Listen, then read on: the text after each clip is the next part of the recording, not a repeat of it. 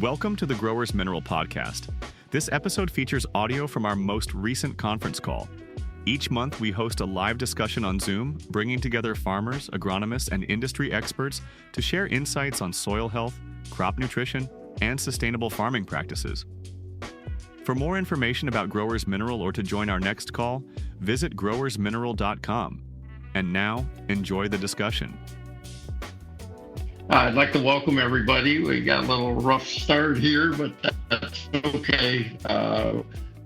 What we do with these conference calls, and we've been doing this for a fairly long period of time now. I think we started back around 2010, and it was just a way to introduce ourselves, to new customers and kind of keep our old customers informed.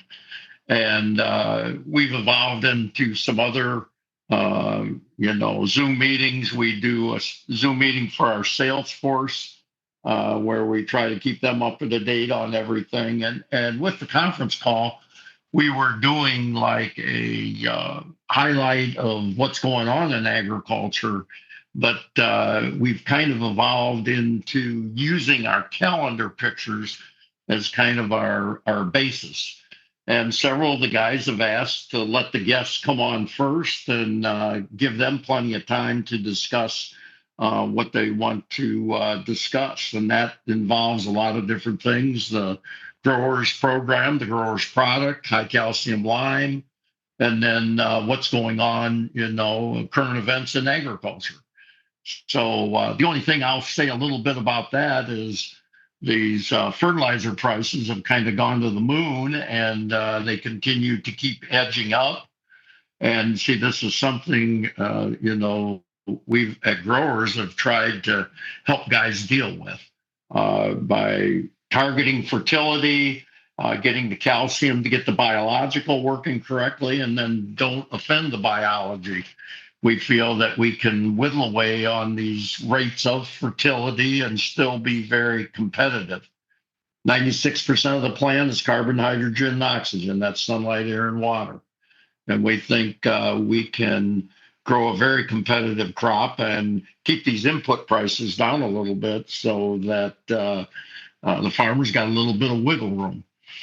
The other thing with the calendar, this is a sales tool that we feel we've tried to do different things on it. We try to bring educational research to it to talk about how the program, how the product, how calcium works.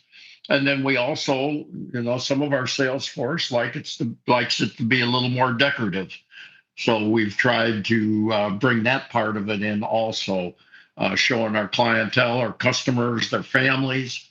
This is something, we're very proud of. After 70 years, we've got fourth generation farmers that are still following the program, still doing it on the same dirt, which we were told years ago would be worn out following our protocol. So again, we think we have a lot to talk about.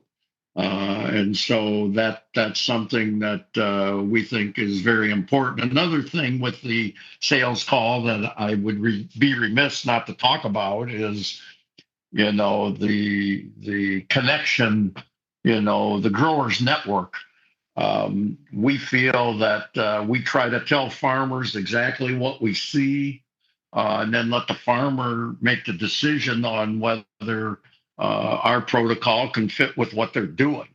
But a lot of guys tell me when they listen to our guys talk, they get a better idea of what's out there in the field, what the cattle numbers are, how good is the corn crop, how good is the wheat crop.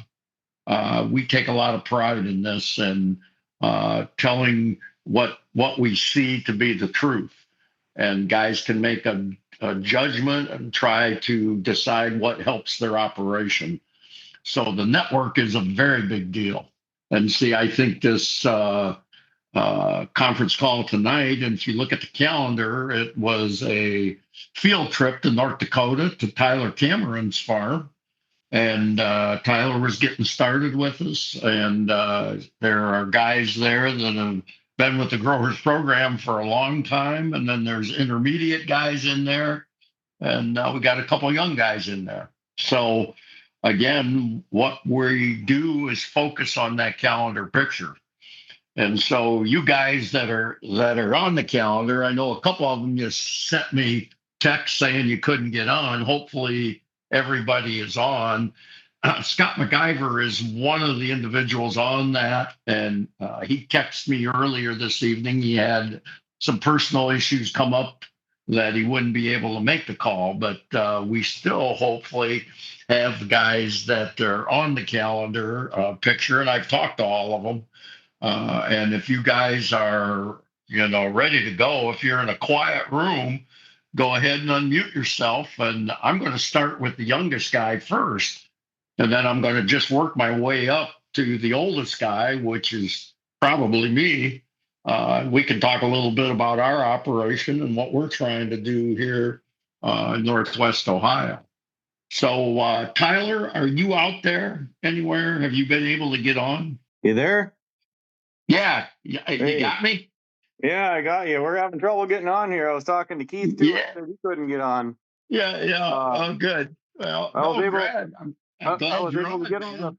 I was able to get on the phone here, but I'm not able to get on the computer so that I can have some video here. But I got I you. got I got you on the phone anyway, so I Great, can't see what you great. guys are looking at. But Yep. Excellent. Excellent. No, I with the few issues we've got, we're basically going to be all audio this evening. But I just like Tyler to introduce himself, tell guys where he's located, talk about your operation, what you're doing, and then talk a little bit about how you use the grower's product and the program, and how it fits in your operation. And we'll try to keep a timer on you and keep it under control, because we got a few other guys here. Hopefully they'll get on and we'll have a little bit of chat. So Tyler, you yeah. just go ahead and talk about your operation and tell us where you're at and what's going on.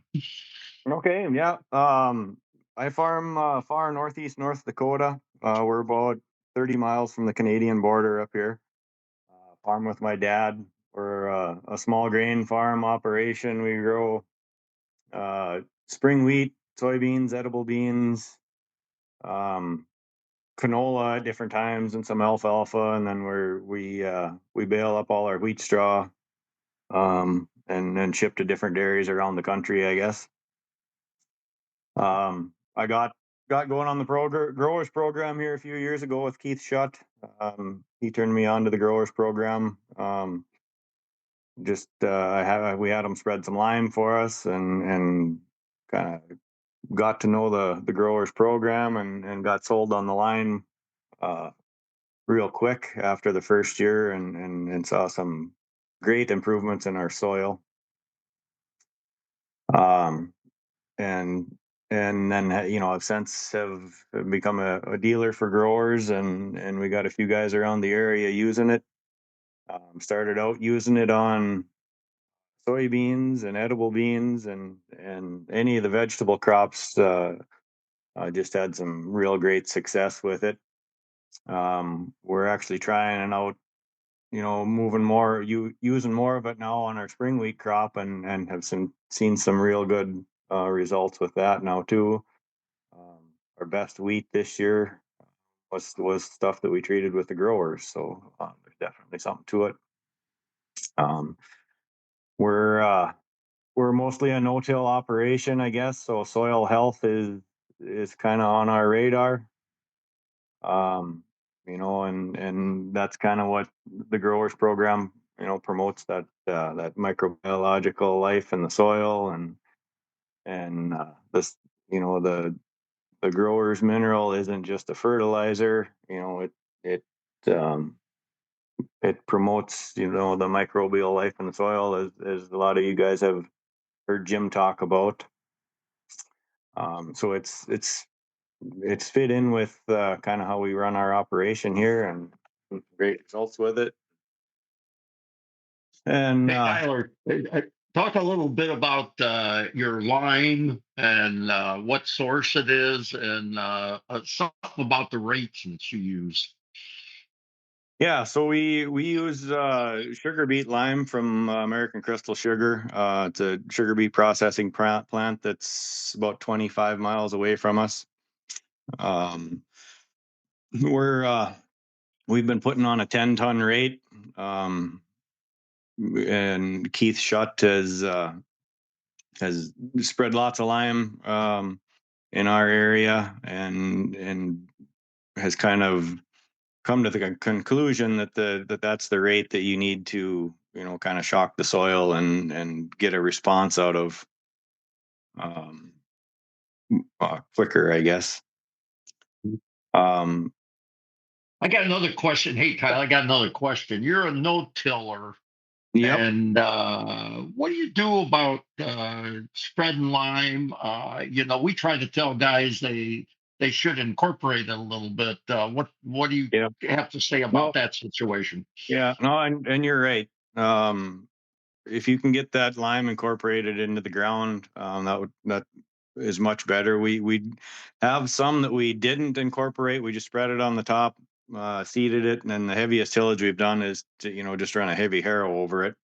Um, I've been in a no-till, 8-9 years now, and that's one of my biggest regrets on going no-till is not figuring the lime deal out sooner. I wish we could have, you know, gotten the lime on when we were still doing tillage, and then transitioned into no-till, because of the soil health benefits and the flocculation in your soil and the aggregation and everything. So we've tried some different things. Some of it will work in with like a Salford or a Joker type outfit.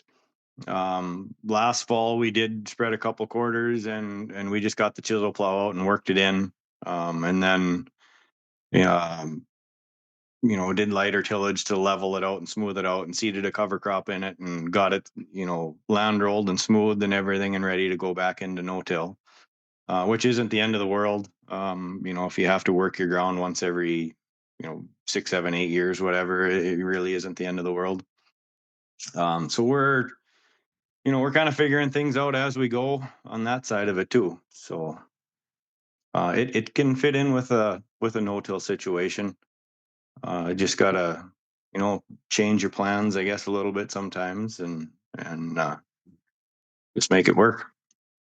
Yeah, so you would advise guys to work the calcium in or the lime. I would, yeah, yep. Okay. Um, you know, Okay, go the ahead. more you can get that lime into the ground and incorporated and worked in, you're just going to see the benefits of it a lot quicker than just spreading it out on the top and waiting for it to work itself in. Yeah. Um, No, I think that's good advice. there's we're learning different things up here with the no too. We have a lot of different soil types up here, and there's certain soil types here we're kind of learning that don't respond to no-till as well too. So it's all kind of a learning process, and we're figuring it out as we go, I guess. Yeah. That learning process that kind of ends at the end. So Yeah. you're going to be doing that for quite a while, my boy. Oh yeah, for sure. I always say I'll try anything twice. So we just Excellent. keep trying different things, and we're figuring out what works and what doesn't. And that's just part of it. You learn just as much from something that doesn't work as you do from something that works. So you just gotta try different things. Got to figure it out. Hey, Tyler, I appreciate it very much. That gives Yeah. our guys a very good idea that we're around the horn here a few places. So next, I want to go. Daniel Wolf, you were texting me. We got you on there. Yeah, I'm here. You got me? Very good. Very good. This is Daniel Wolf from Wisconsin. And Daniel, just go ahead and introduce yourself, introduce your operation, where you're at, and what kind of operation you have, and just take off on what you want to discuss. So, yeah, I'm Daniel Wolf. We're Hillsboro, Wisconsin, southwest Wisconsin area. Um, we're a dairy operation with my 3 brothers and my dad. Um, all the forage needs. And it seems like we continue making more than we need. Is a good problem. Never when it's in the pile on the farm, it's a lot better than not having a pile out there to go feed the cattle with. So um, we got started, and the growers all introduced to it. In fact, I'm going to say probably 2010 range, and played with it for 10 years. And here the last 5 we jumped in with both feet. Continue applying more calcium every year. Higher rates. We're not about 3 ton would be our high rate for a one application, but we like to apply some every year also. So after forage quality, that's been, we rely on the growers very heavily to produce forage quality. Inner corn, alfalfa, we're using it. Winter wheat, grass hay, anything that's green and growing for forage, I guess. I guess we're into the soybeans now. Been raising plenty of soybeans for the last few years, and feeding them roasted to the milk cows. That's been very, very economically a good thing to do. So I was talking to Jim yesterday, and I got ranting around about what we're hearing right now. We're just about ready to start corn silage in our area. It's just getting there. Some started today. Well, this week, I should say. Some have started. We're hoping the end of the week here get started, but we're hearing we had real wet moisture first part of the growing season, and now we're got a lot of plant height, and there's a lot of push out there to high chop corn silage. They're saying their reason is that they're telling us is that that you got a big plant and the lignin is grew in the bottom of the plant a lot, and so you need to raise your head and leave more stalks to get better feed quality. So I know a fellow that's been, well, yeah, a seed salesman, I guess I'm gonna say first, since I started on that one. He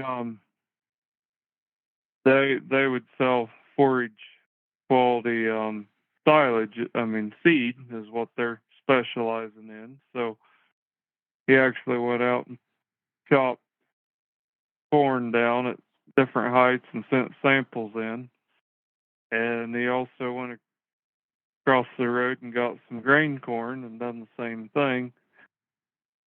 And we was going over those tests here today, and we're not seeing what they're claiming. It's Surprise, not, surprise. yeah, not showing up real big. But so back to what we're hearing is, well, if you raise your head a foot, you would leave approximately a ton of forage in the field. So I got to thinking about this. Well, I was thinking about it and talked to our nutritionist, and I said, I'm hearing you should high chop. And he looked at me and he got real tied up, and he said, not BMR corn, which BMR is brown midrib. It's a lower lignin corn. That's what we're raising. There's some things about BMR while we're on that subject, that it is a more acceptable to disease. It's more it's a little more. It likes its groceries to stay healthy. Growers has greatly enhanced that. Made the difference between not liking BMR corn to making a very nice crop. I mean, we can make very good looking corn. Anyway, he was very, very adamant that you don't high chop corn. He said that they've been crying that for 20 years. And so anyway, between all that I've heard, I started doing some number crunching. I was told that there's approximately 12 million acres of corn silage in the United States every year. So if you left an extra ton here, I was reading that they're estimating our corn grain yield to be between 184 and 185 bushels the acre.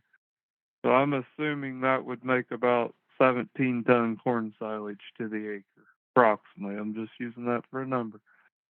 So on 12 million acres, if you would leave a ton to the acre out, that'd be 12 million tons. At 17 ton to the acre, you would need an additional 700,000 acres, almost 706,000 acres for silage. The 184 bushel, you're looking at 130 million bushels of grain that would be pulled out of the market. So I guess I'll let you decide if this is a market way to get bushels out. That's something I've just been thinking about. And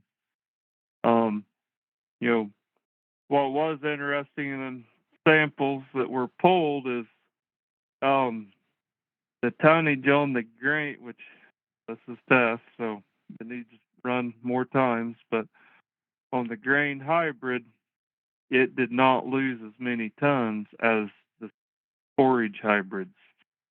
A forage hybrid will put a lot of energy between the rut and the ear in the stalk. You got to flex that out, and it stores a lot of energy in there. So what it looks like to us is it depends if you're after grain or if you're after digestible fiber on that stalk. So it depends on what you're wanting to raise, or you're after. So, hey, Daniel, talk a little bit about how you use the growers on corn, and then same way on soybeans. Sure. So on our farm operation, our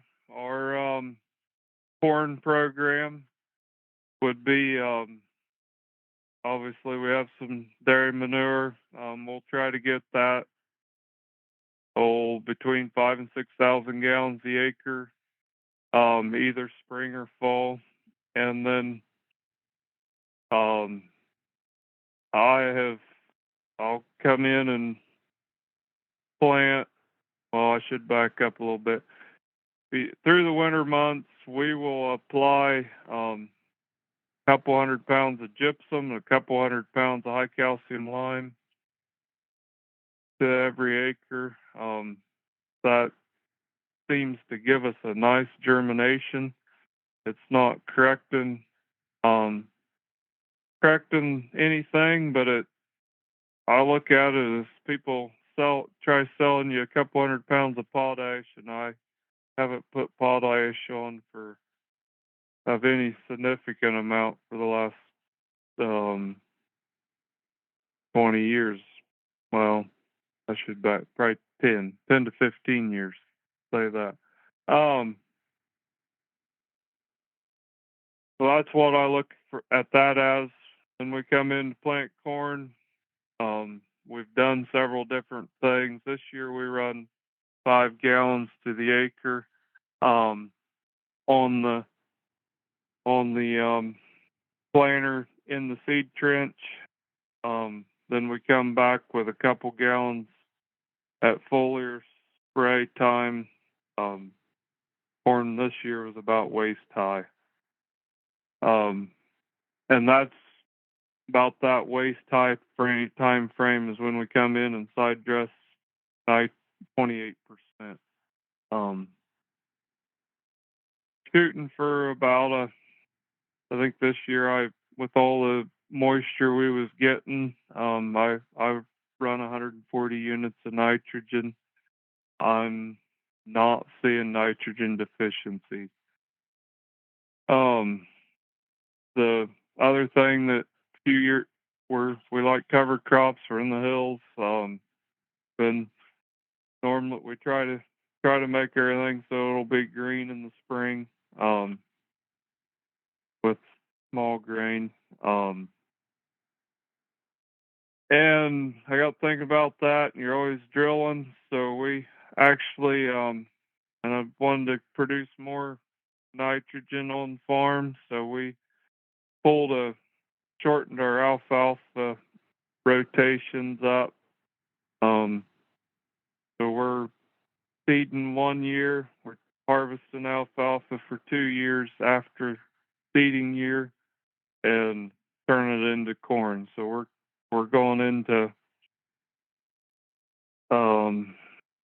it'd be 70% alfalfa at that point in time. Stand, nice heavy stand. The seed guy was out this afternoon, and we was up checking out some corn on a sod field like that. We'd applied manure on it last fall, but it had no additional commercial nitrogen. We just done some real rough calculations of ear count, and it looks like we're going to come in at about, well, anywhere between 240 and 270 by his rough numbers. So 5 gallon of growers at planting. So What kind of population do you run, Daniel? that was put in at 31,000. Okay. So we figured at 30,000 plants. So talk a little bit about foliar feed and alfalfa. What's your approach there? Well, our approach has been, this is coming from another mineral source a few years ago, is saying the mineral that a plant will take up.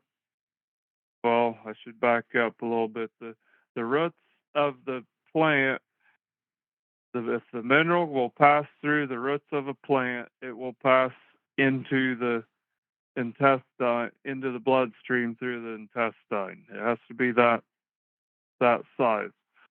So my brother's, or one of my brothers that I kind of bounce things off of, he's like, we know that we need to fertilize the feed, and we know that, or the alfalfa, and we know that if we get the mineral in the alfalfa, the cow will get it. So you need to run a higher rate instead of a lower rate. So we've been shooting for the 3 gallons to the acre every cutting. 1 to 10 days would be my favorite.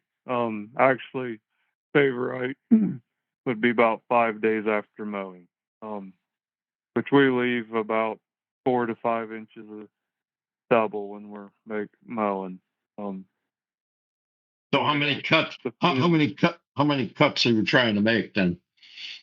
So we would always make 4. This year looks like we're going. Well, we thought we was going to hit 5. Then the last 2 weeks were pretty cool, and it wasn't near as aggressive. So we decided we aren't cutting for the 5th cutting. So there's a good foot out there. Oh, it got warm here the last couple of days, probably 16 inches now. got the energy, so it's So what's your moisture situation?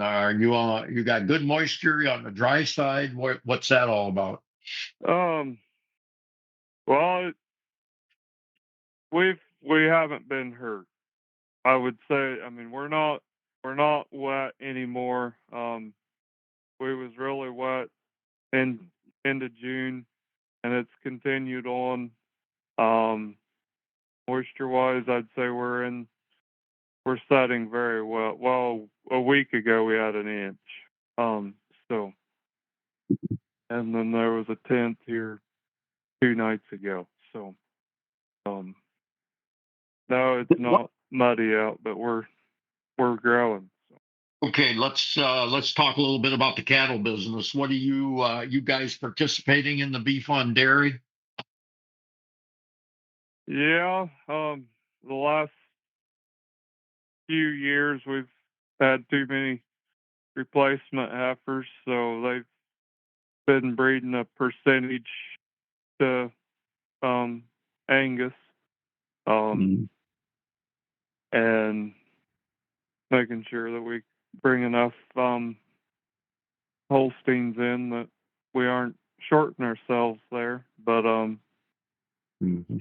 but the last, which it's been a month or so, sound like them week-old blacks are in the $1,500 range. So So you can you talk about pretty good beef market? Yeah. Talking to guys, around the country, they're talking about these replacement dairy heifers, getting in that 3,000-4,000 range, and they're saying some places it's even higher than that. What do you see in your area? I am out of that. We don't buy anything in.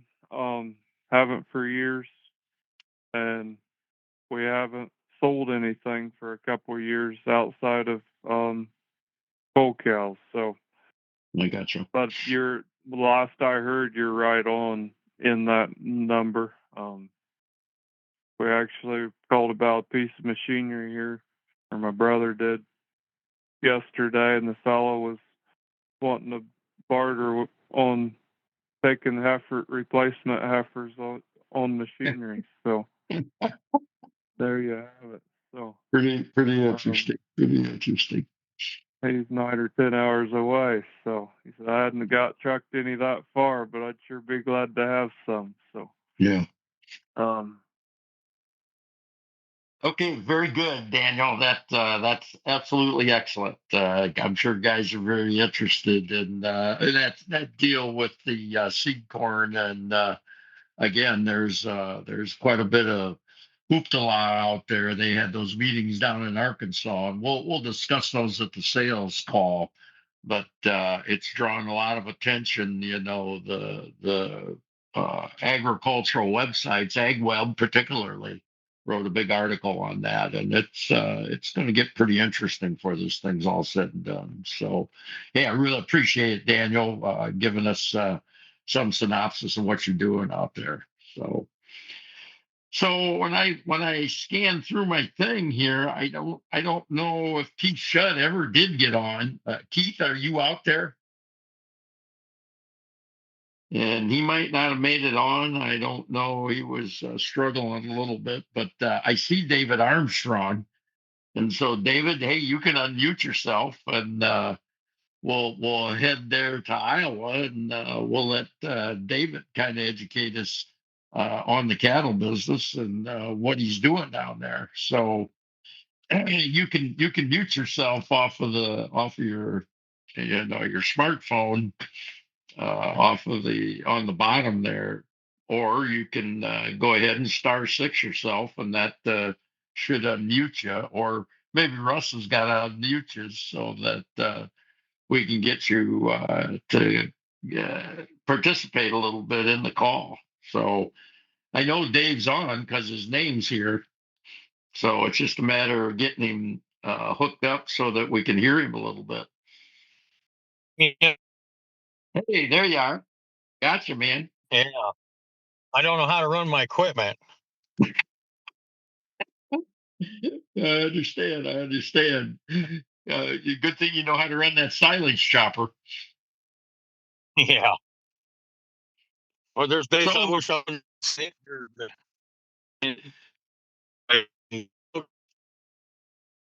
so hey, go ahead and you're a little choppy there. So I don't know if you got your headset on or what's going on there, but just go ahead and introduce yourself and tell us where you're farming at and what kind of farming you're doing. yeah. How about is that better now? I shut my headset off, but it hasn't been picking my phone up on this Zoom call. Yeah, yeah. No, this you're sounding pretty good right now. Yeah, I shut it off. It was interrupting. Oh, you know, we got guys hitting it pretty hard out here in some places, some larger operations, and some guys are saying, "Well, gee, they're taking beans out that are getting clear down to 9% moisture already, and we're really dry. We just Wow. went from being Wow. being lush to being dry. I'm feeding cows in pasture again, and it turned to dairy. Uh, a lot of disease problems in the corn. It seems like, and this seems to be cutting corn silage. I plant some first, and then I plant some last when I'm planting corn, just to catch it both ends. And it just seemed like this year when we opened that first field up, well, it's like you you took a wrapper off and it just dried up. It was a struggle to keep it. And, put it away okay. I'm satisfied with the mixture we put in there. The, the, the southern rust really come after me. I noticed it, in the neighbors' fields, and I thought I'm gonna get away from this. I don't think it bothered me quite the way some were talking. The customers, they were red and wheels and putting that in my field, but the shutdown is very apparent. Have it up here, and 3 days later, you're out there. Oh, I think we lost Dave. Did you lose him, Russ? Yeah, I wasn't sure if it was my end or your end or his end, but it sounds like you're confirming that it was his end. So, Yeah, Dave, yeah, if he's you get to back a on better again. connection, feel free to jump back on. But I'll pass it back Yeah, to you, yeah. Jim. Yeah, okay. So I don't think Lauren Sherping's on. I haven't seen Lauren's number anywhere. And Lauren, I don't know if you're out there or not. Uh, I had chat with him yesterday, and he said he thought he would be able to make it on. So, Dave, hey, you're back, but you kind of got cut off a little bit. Yeah, I don't know. I'm sitting perfect. You got me. I'm sitting perfectly still, and this thing comes Yeah, on now. yeah. You're a lot better now. But hey, before you get going again, make sure you tell guys where you're at so they know a little bit Oh, about.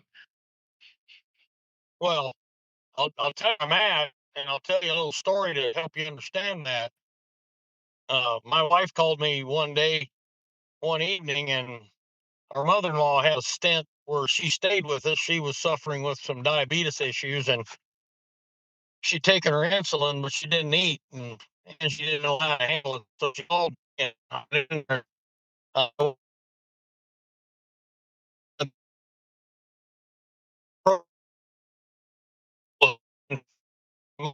your name, yeah, Betty. Said, where you're at. She'll be kind of a glad I believe she goes, I'm right here. So Yeah, that's where I'm at, right here in Deep River, yeah, Iowa, Jim, very good, very good. Central Iowa. So anyway, but I'm kind of with the team that are saying that I'm kind of interested to see what WASD says tomorrow, but I'm with the team of guys that says they've way overanalyzed this crop, way overanalyzed it.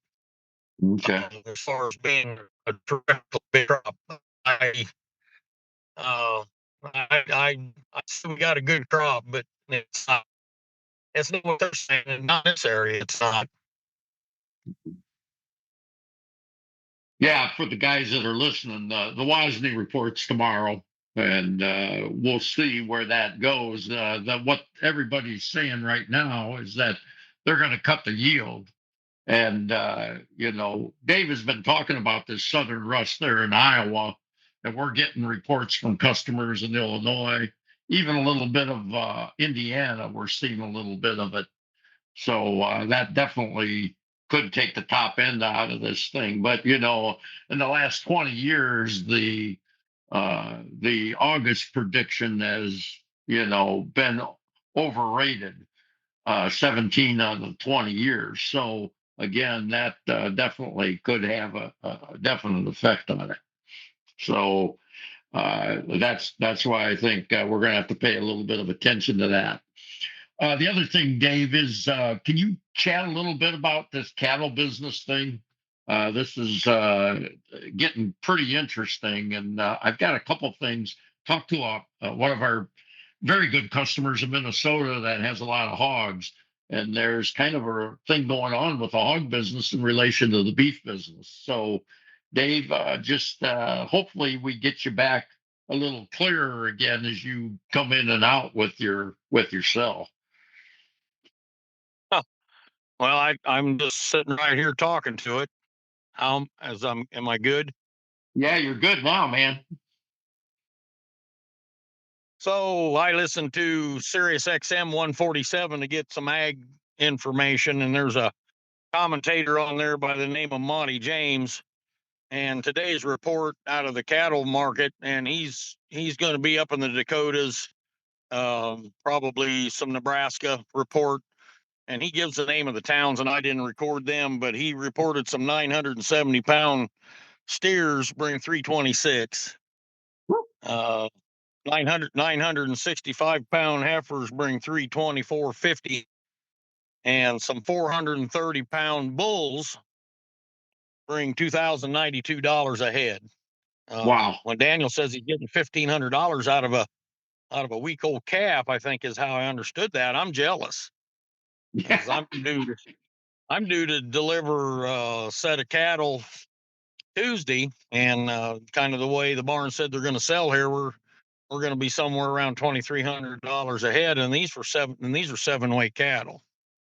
So I'd say while the getting's good, we better get it. The ranges are all over the place, but the cattle markets are hot. I delivered some call cows, open cows, fleshy, to a local kill plant, and their market was the only way they market is in the meat. They hang everything, and their market this week was $297 in the meat, and I believe it was $315 on bulls in the meat.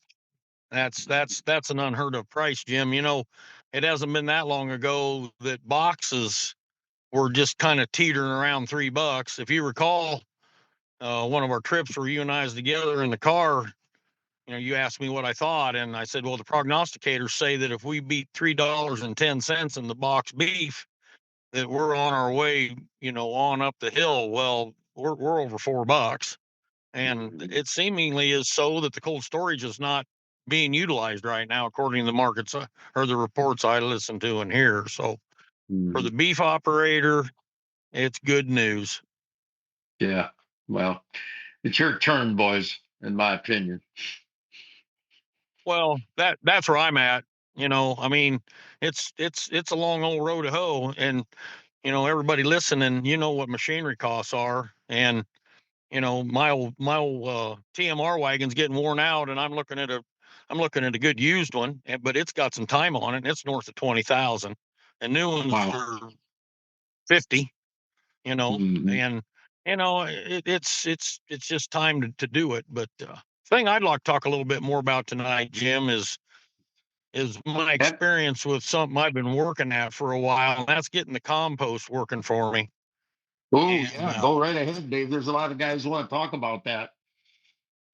And I've been working on this for a while, and I've learned quite a bit from this company with the enthusiasm that other guys have put out there, and I've cultivated a few things for myself that I think is working very, very good. And one of the things is I see very important that as I compost, I mix some of my own native soil in with my compost and just let it cook away. It might be a couple years before I'll utilize that compost pile.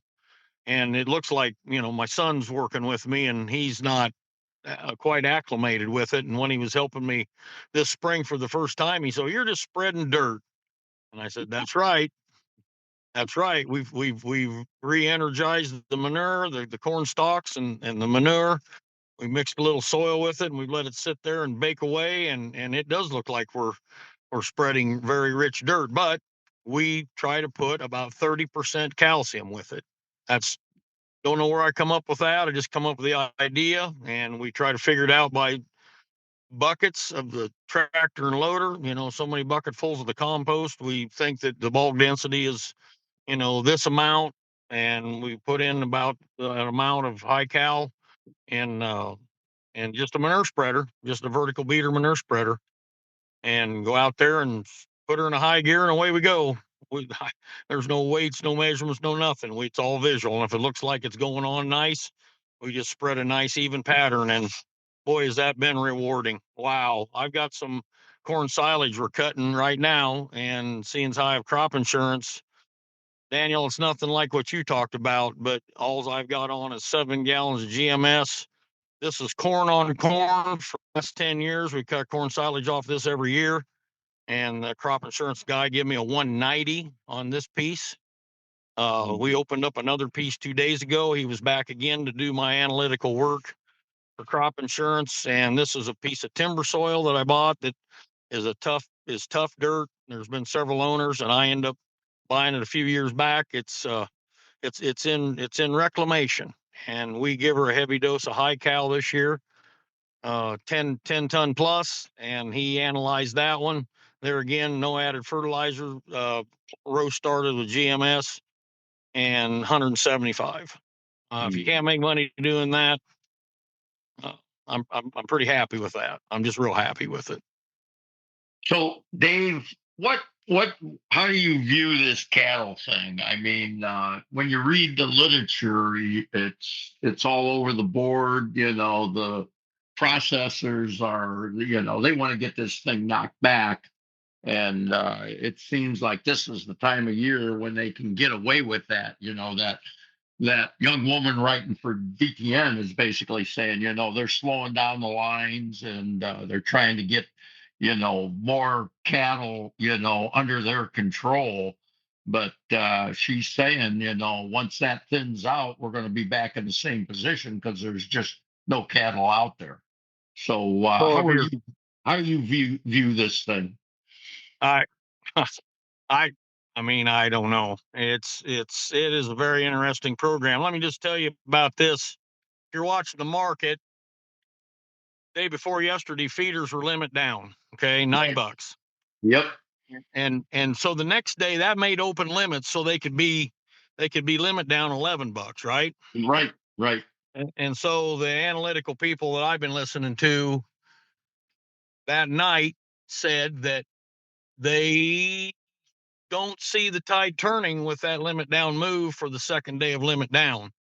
Right. And the reason they say that is because there's too many speculators out there and they're not all ready to run for the door. And technical move, nobody really gave a good reason why it did that. We haven't gained it all back, but they closed at $3.51 this evening.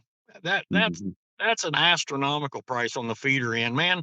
I remember the day that we were just doing cartwheels for $2.47, in the 250 some range. That was a high range. And I don't know. I don't know how to say it. Yeah. Other than it's great. I'll take it. Well, okay, David. Well, we've shot past the 10 o'clock hour. I don't know what you did here in the last 5 minutes, but man, you've been clear as a bell. It's worked out perfectly. So I appreciate it, Dave. And hey, you're going to be on deck next month too, because we're going to Kansas, and you and Daniel are going to talk a little bit about what Norman's trying to do out there, and that's the next calendar picture. We're looking at the lime pile that nobody talks about out there, and hopefully we've got some plots going on, and then there's been some guys messing around with the fertilizer also. So Norman's going to be able to give us, kind of an enlightenment on that, and they've backtracked in Kansas into the more moisture laden areas and had some good success also. So we'll get a summary on that next month, and that'll give guys see when we start in new areas for new guys that are looking at us. What we like to see guys try to do, and that kind of gets you off dead center and try to introduce you to the program, basically. So at this point, Russ, I'd say, these guys planned for 10 o'clock, and according to my phone, if anybody would have a major question, or you can hang on to that till next month. And my calendar says it's going to be like the 9th of October. So we'll open up at that point. And the calendar picture, we're going to be talking a lot about calcium. And both Daniel and David, they know how to work with calcium. And so hopefully that'll give some guys something to think about. And then Norman will kind of tell us how he's introducing things out there and what's happening in Western Kansas and in Central Kansas also. So Russ, I guess I'll turn it back to you, and you can kind of close her down. Hey, Jim. Yeah. I got one more comment. Yeah, go right ahead, Dave. Just remember, talking about Kansas, the Tin Man, what did he want? He just wanted a heart. Yeah, that's right. That's exactly right. I want to just mention something that's a terrible tragedy, and pray for Charlie Kirk's family. That's a terrible thing, and I'm not going to expand any more on that. Just be mindful of people that stand up for what's right in this country. Yeah, no, it's we're in some pretty interesting times, and on our sales call, we're getting into this situation where we're talking about where they had those meetings down there in Arkansas. They were planning for a small group of 18, 19 farmers to meet with these politicians, and they had the venue for it. And guess what? There were 500 farmers showed up in the middle of harvest to talk about this agricultural situation. And these guys they were pretty point blank about it, that the monopolistic things we're seeing from these big companies. And again, there were some feedback in those articles, particularly the one from AgWeb, where some of the farmers said there are certain companies that are really trying to help farmers. And this has been our mantra for 70 years, man. We tell you what we know, we think we can help. You look it over, take it back to the field, and then you tell us. So that's basically been the legacy of Victor Tegens. And as we've gone through, we're in third generation owners, and they're kind of following the mantra. So we're gonna keep that up. So I appreciate everybody tonight. And again, Russ, if you have any closing words or you want to close her down, I'll turn that back to you. Yeah, before I hop off, James, I see that you've unmuted yourself. Do you have something you want to share tonight?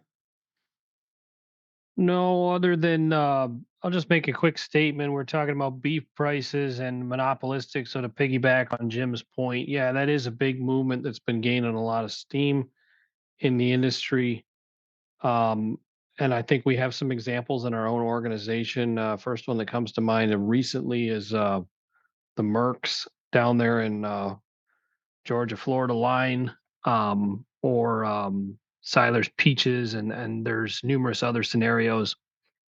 I had a conversation with a friend last night, and we were talking about beef specifically, and even paying stockyard prices, what it would take to break even, let alone to make, say, 20 to 27% margin on it all the way to retail. And we were coming up with box meat prices of $15 a pound, across the whole animal. And if you're raising a quality product that tastes better, that's really the shift against that trend in the industry.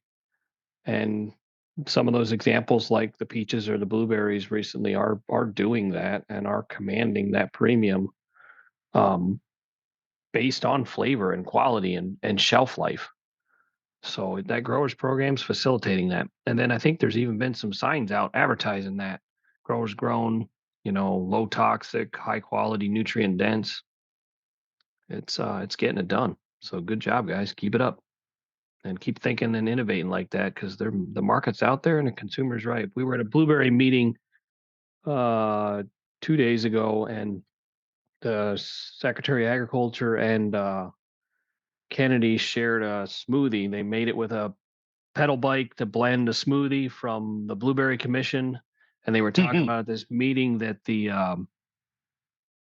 RFK and Brooke Rollins made them on stage and promoting blueberries, and all the Blueberry Commission did was ship them a bicycle with a blender on it. They didn't put $5 million in their pocket, so it was pretty good to see. Yeah, exactly. So keep it up, guys. And if I can help you at all, just phone call away. Great. Thanks, James. And James and the rest of us will be down at Farm Science Review next week. So if you're in the Columbus area, feel free to come say hello. And with that, we will see you guys in a month for the next conference call. So take care. Bye. Thank you for listening to the Growers Mineral Podcast. Follow us on Facebook at Growers Mineral for updates. To submit questions for the show, email contact us at growersmineral.com.